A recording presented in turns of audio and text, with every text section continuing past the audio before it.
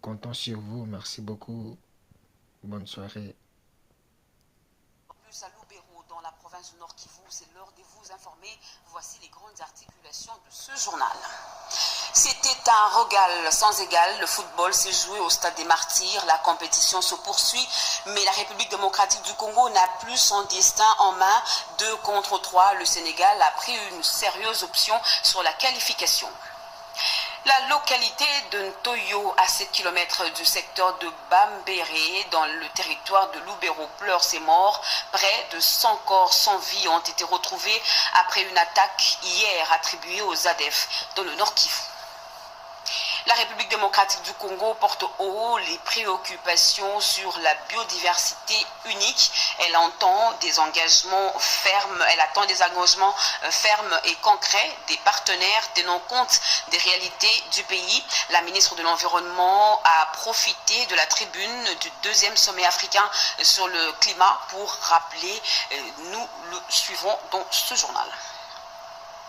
Voilà pour les titres, mesdames et messieurs, bonsoir et très heureuse de vous retrouver à travers cette grande édition d'informations sur la RTNC. Près de 100 civils ont été tués dans le territoire de Lubero, dans la province du Nord Kivu, des attaques revendiquées par les terroristes des ADF qui ont pris pour cible les civils en pleine veillée mortuaire. On fait le point avec Oscar Balkaïch. Au moins 70 civils ont été tués et plusieurs portés disparus lors d'une attaque attribuée aux terroristes des EDF dans la localité de Toyo, située à 7 km du chef-lieu du secteur de Bapéré. Nous sommes dans les territoires de Lubero. Et du côté de Beni, 19 autres civils ont été massacrés par ces terroristes. L'attaque est intervenue vers 22h, heure locale, alors que les civils assistaient à une veillée mortuaire. Les assaillants les ont tués à l'arme blanche et par balle. Le chef du secteur, Maker Sovikunula, a fait état d'un bilan provisoire de 71 morts, 8 blessés, ainsi que de la destruction de 14 maisons et de plusieurs véhicules et motos incendiés.